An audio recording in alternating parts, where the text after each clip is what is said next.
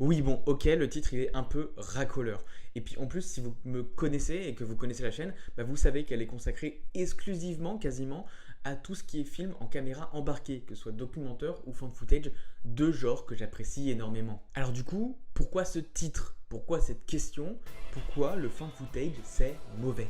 Parce que oui, si comme je l'ai dit, j'aime autant les genres du fan footage que du documentaire, force est de constater qu'en règle générale, les documentaires sont plus qualitatifs que les fan footage. En effet, il y a beaucoup de fan footage qui dépassent à peine la moyenne et encore plus d'entre eux qui sont souvent en dessous de la moyenne. Et même en règle générale, le fan footage, c'est un genre qui est relativement déprécié, qui est souvent mis en avant pour ses défauts plus que pour ses qualités. Et même si on se planche sur un côté un peu plus personnel, parce que oui, je suis la seule personne que vous devez écouter quand on parle de caméra embarquée, on peut remarquer que sur 145 documentaires que j'ai vus, j'ai attribué une note moyenne de 3,64. Et sur les 116 fan footage que j'ai vus, j'ai attribué une note moyenne de 3,28. Ça met en avant deux points intéressants. Le premier, c'est qu'en règle générale, je mets une meilleure note aux documentaires qu'au fan footage.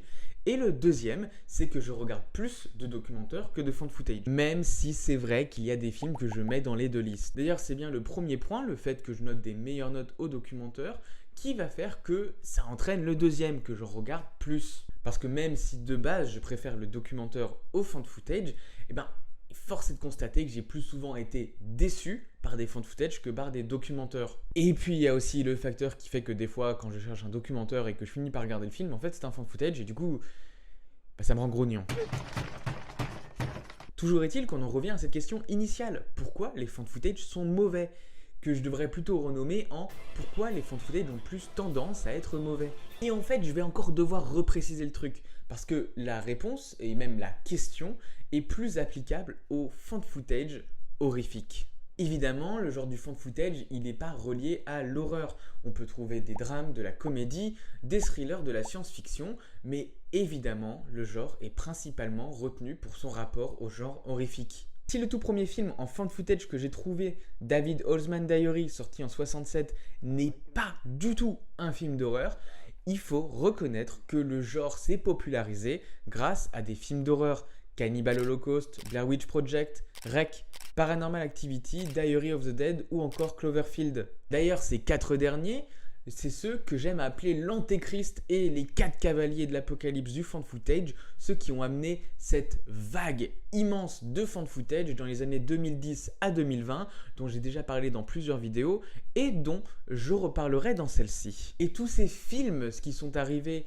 en salle ou en direct ou vidéo, ils ont comme leur modèle les films d'horreur classiques, utiliser tout le bestiaire d'horreur à la sauce fan footage. Fantômes, démons, sorcières, vampires, cryptides et j'en passe, ils sont tous passés à la casserole dans des dizaines voire des centaines de films au budget toujours plus bas et aux idées pas toujours extrêmement bonnes. Mais encore une fois, retournons à ma question initiale que l'on a reprécisée. Pourquoi les fan footage horrifiques ont tendance à être mauvais? Et cette réflexion et cette question, elles sont arrivées à mon petit cerveau quand il n'y a pas longtemps, j'ai vu le film Godforsaken sorti en 2020. Un film plutôt intéressant dont la prémisse m'avait vraiment capté, mais qui m'a complètement perdu dans son dernier acte. Et c'est justement là que se trouve la réponse à notre question. Vous l'avez ? Le problème majeur vient surtout de la structure narrative de ces fan footage et surtout de la mise en scène qui en découle. Commençons donc avec cette fameuse structure narrative qui, comme souvent dans les œuvres, que ce soit littéraires, vidéoludiques ou encore cinématographiques, est en 3 actes. Le premier acte, c'est évidemment celui de l'introduction, celui de la présentation et notamment de la présentation des personnages.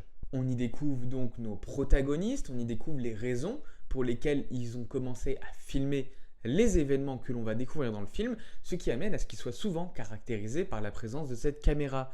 Ce ne sont pas de simples personnages, ce sont des étudiants en cinéma, ce sont des documentaristes amateurs, etc. Et enfin, on nous explique plus ou moins subtilement à quel type de menaces ces personnages vont être confrontés, qu'elles soient naturelles ou non. Le deuxième acte, c'est celui de la révélation. Cette menace dont on nous parlait dans le premier acte, elle n'est plus qu'évoquée. Là, on la voit. Elle se manifeste, que ce soit physiquement ou par une autre manière, et elle est surtout capturée par la caméra, et c'est ça qui va mettre des personnages en danger. Et enfin, le troisième et dernier acte, c'est celui de la fuite. Les protagonistes doivent tout simplement survivre à tout prix, et pour cela, ils doivent s'enfuir face à cette menace. Et c'est dans ce dernier acte que pour moi repose le principal problème des found footage horrifiques.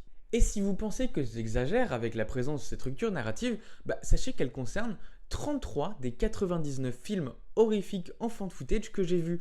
Ça nous fait un bon 30%, et encore je pense que le chiffre serait plus grand parce qu'il y a volontairement des found footage que j'évite de regarder parce que j'ai peur qu'ils soient très mauvais et que justement ils utilisent un petit peu trop cette structure narrative. Mais dans ces 33 films, est-ce qu'il n'y a que des sombres merdes écrits par des analphabètes et réalisés par des branquignoles?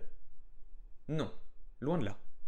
Parce que dans ces films, on trouve quand même Rec, Cloverfield ou encore The Deep House. Alors oui, je sais, The Deep House en règle générale c'est noté assez moyennement, mais moi je l'aime trop. Enfin, je veux dire, c'est quand même deux personnes, un couple, qui vont faire un putain de found footage, genre ils vont faire un urbex dans une maison hantée, mais sous l'eau, dans un lac. Enfin, c'est du found footage dans une maison hantée sous l'eau. Enfin, c'est trop cool.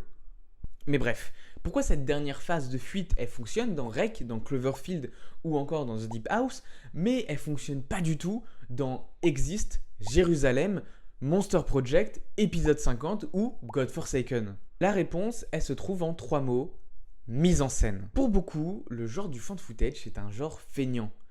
Il suffit de prendre un acteur médiocre, de lui donner une caméra de mauvaise qualité et de lui dire de la bouger dans tous les sens et c'est bon, pouf! Un found footage. 200 millions au box-office.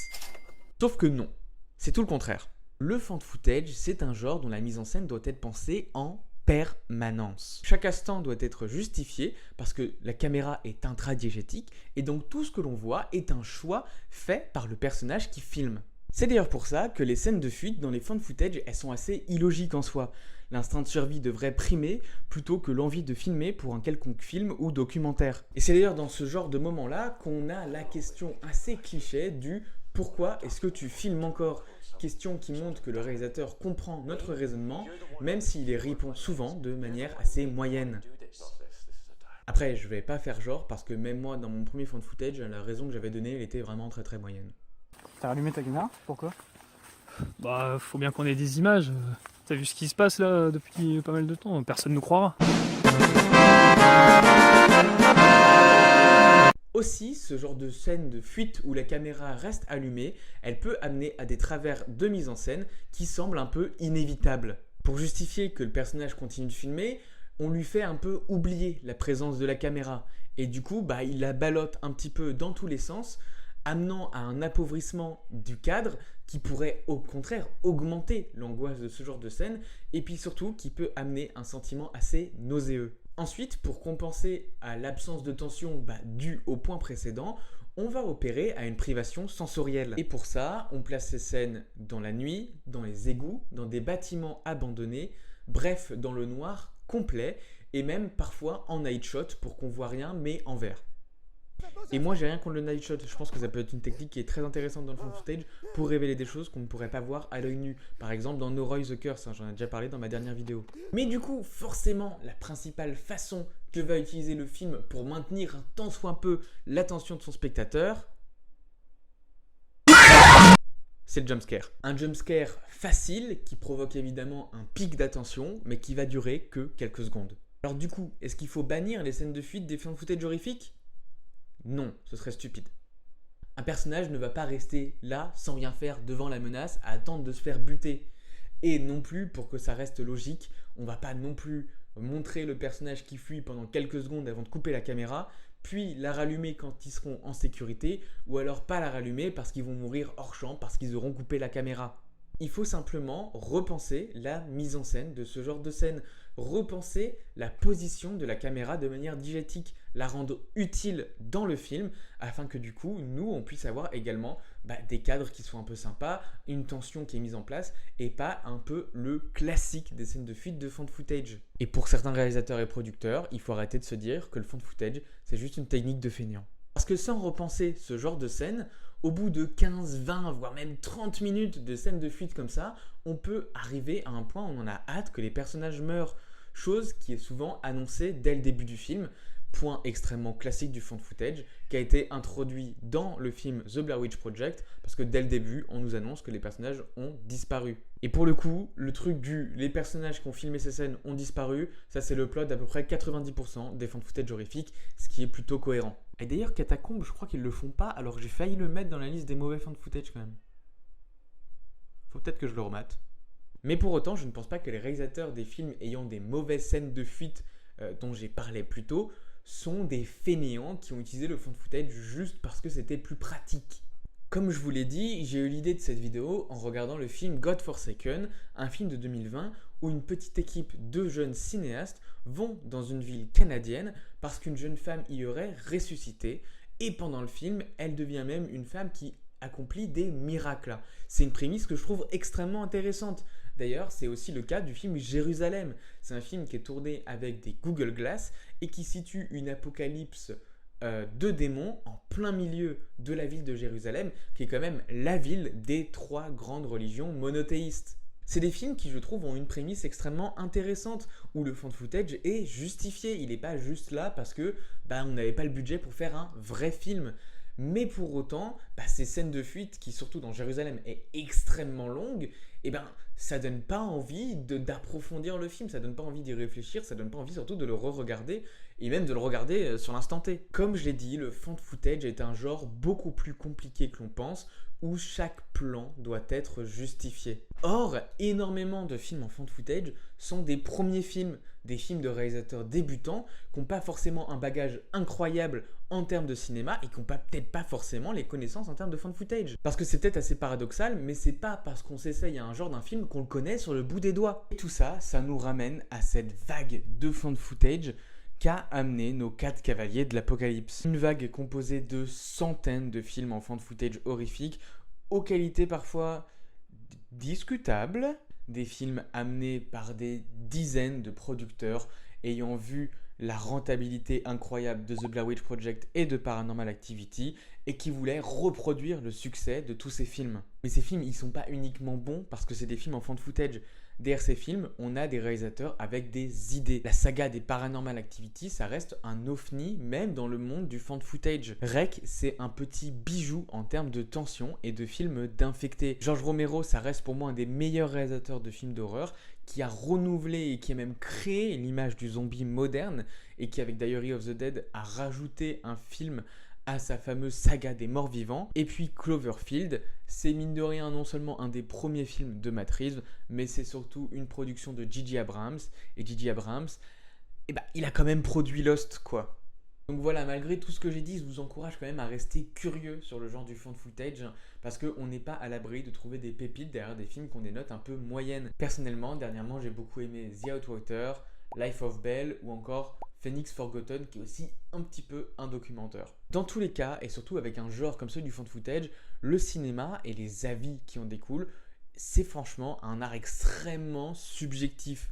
Il n'y a pas de notion de beau ultime, je trouve, pour moi, dans le cinéma. Et surtout quand on parle de films aussi étranges que le found footage, où le beau, c'est loin d'être la première priorité, plutôt que celle de la narration et du questionnement même du dispositif de la caméra et de pourquoi filmer. C'est vraiment réinterroger le principe même d'une caméra dans une œuvre. Et ça, moi, j'ai toujours trouvé ça vraiment hyper intéressant. Donc voilà, cette vidéo, elle n'était absolument pas du tout prévue. La dernière fois, je vous avais annoncé plein de vidéos, je suis absolument en retard pour toutes. Donc voilà, je ne sais pas comment vont sortir les prochaines vidéos. Si vous êtes nouveau, regardez ma dernière vidéo sur Noroi. Je l'aime beaucoup, les gens l'ont beaucoup aimé et elle flop. Donc regardez-la par pitié. Sinon, si vous êtes dans les alentours de Rennes, en ce moment, il y a Court-Métrange qui est un festival de films de genre horrifique et de courts-métrages horrifiques qui est super cool. Donc je vous conseille d'y aller. Et puis aussi moi, je veux bientôt faire un court-métrage, voilà, en fan footage. Donc on va voir si je respecte moi-même ce que je dis. Je sais pas ce qu'il adviendra du film une fois qu'il sera fini. Je vais essayer de l'envoyer en festival, donc je posterai pas tout de suite sur YouTube, mais je ferai en sorte qu'il soit sur YouTube à un moment ou à un autre. Si jamais vous êtes sur Rennes, que vous êtes acteur, que vous êtes surtout un acteur dans la quarantaine qui parle anglais, parce que c'est vraiment ce rôle dont j'ai le plus besoin actuellement. Pour d'autres, j'ai eu des candidatures, mais voilà. Ou si vous êtes un petit peu dans la technique, ce sera full bénévole, hein. Je suis désolé, je suis pauvre, mais voilà. J'ai mis le lien de mon Insta dans la bio avec le post. Donc n'hésitez pas à me contacter si voilà. Et puis voilà, n'hésitez pas à regarder Noroi. Et puis j'aimerais bien vous faire 2 vidéos pour octobre, dont une spéciale pour Halloween. On va voir si j'y arrive. C'est un peu complexe en termes de temps, parce que j'ai rien écrit. Donc voilà, merci à vous d'être restés. Et puis je vous laisse du coup avec la vidéo sur Noroi que je mets ici. Je crois qu'on peut toujours faire ça. Sinon, j'ai l'air extrêmement ridicule. Ce qu'on va faire, c'est que je vais mettre le générique qui va défiler sur ma gueule là. Pour que vous ayez les sources comme d'habitude. Bon, salut.